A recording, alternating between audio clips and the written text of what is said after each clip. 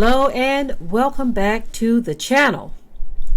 So apparently some schools are short-staffed and are starting to hire students to serve lunch and answer phones. Things are getting really tripped out here in America. Let's get into the story and see exactly what's going on.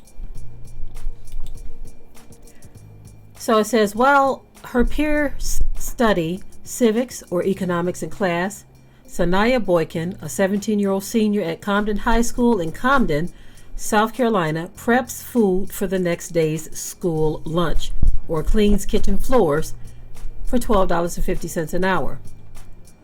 I'm looking to own my own restaurant, said Boykin, who plans to attend a historically black college after graduation and then culinary school. I feel like this will open opportunities like to learn the inside of the business. Between noon and 3:30, Boykin works alongside several other students who are ahead in class credits and work part-time to help run the high school kitchen.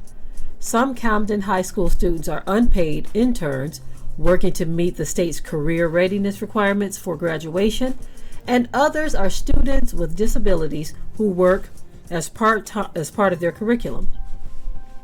Boykin is among a growing handful of teenage students employed by their own high schools as districts across the country struggle to fill landscaping, clerical, and cafeteria jobs traditionally held by adults in their communities.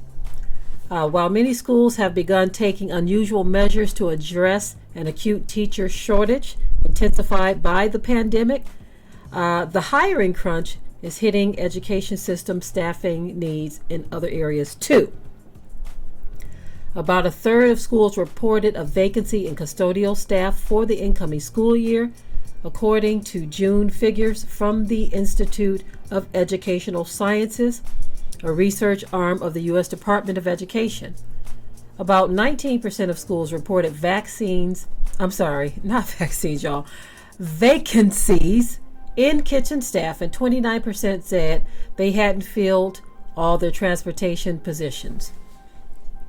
For some districts, students have become a labor lifeline on that proponents, including some of the students themselves, say can open valuable opportunities that a job flipping burgers after school might not provide. And administrators piloting these programs say they've heard from other short-staffed districts looking to replicate them. At the same time, some education advocates fear the approach threatens to undermine schools' mission and might not serve students' career development needs. I don't know how they can say that. I mean, if you have a need and the students could fulfill that need while still getting an education, what is the big problem? Some people always have to just, insert certain thought patterns or mindsets where it's not even needed. Gee whiz. It says that Kershaw County School District in South Carolina, which includes the school where Boykin works and studies, about a third of the kitchen staff didn't return to work for 2021 school year, said Misha Lawyer, a district food service coordinator. Many left their jobs because they needed to be home with their kids for virtual learning or feared contracting the virus, she said. It is really working with one hand tied behind your back, Lawyer said of administrators hiring difficulties. We thought, where can we look for employees that we haven't thought about? So the district opened its non-teaching positions to students who could apply like any adult applicant. Administrators hired 4 students to work in the kitchens at a starting wage of $12.24 an hour, the same rate offered to adults with no previous experience, said Lawyer. The teenage workers help chop vegetables and prepare fruit and assemble meals for lunch. Students like Boykin are eligible to either start the school day late or leave school early because they have already met their requirements to graduate. Some choose to take classes at the local community college while others take on jobs. One of the questions that I get asked a lot is, are these kids taking the jobs away from adults that need the job. Absolutely not, said lawyer. Even if I fully staffed with no openings, I would always find room for these kids because they're getting more out of this than just a paycheck. Lexington Richland School District 5, in a suburb of state capital Columbia, about an hour's drive southwest from Condon, also runs a student worker program, which board chair Jan Hammond champions as a potential starting point for careers and don't require college degrees. Faced with high tuition and the prospect of substantial student-to-loan debt, many high school grads are gravitating towards trade schools or other alternatives. There's dignity in work and there's a need for work, said Hammond.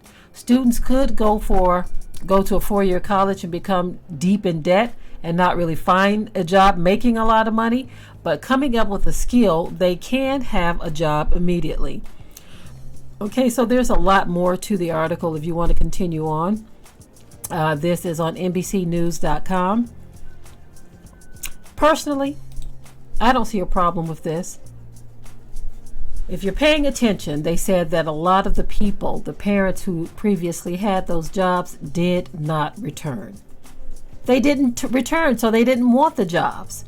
So who else to give the jobs to but the students who are willing to work and learn skills? I think this is a win-win for those districts who are doing this. They are solving a problem that they have. A lot of people are not returning to work for a number of different reasons, some of which they are afraid of the COVID. Some are forced to stay home because they have to teach their children or be there for their children who are being educated at home. So there are a number of different reasons why this is happening. And so I think it is a win-win for those who are opposing to this. Listen, sometimes you have to do what you have to do. And this is one of those cases. This is certainly one of those cases where you have to do what you have to do. So I applaud these students for taking on the jobs and not just sitting in the seat of do nothing. Hey, win-win. Share your thoughts on this. What do you think? Do you think it's taking away from their education by them doing this? Or do you think it's a win for the district and the students? Share your comments in the comment section below. As always, keep it tight and keep it right. But until next time, I'm out. We hope you liked today's topic. Please leave your comments below. If you haven't already, subscribe to the channel, share it like this video, and with that, we're out. Be sure to ring the bell to be notified of new uploads on this channel, and also comment, share, like, and subscribe.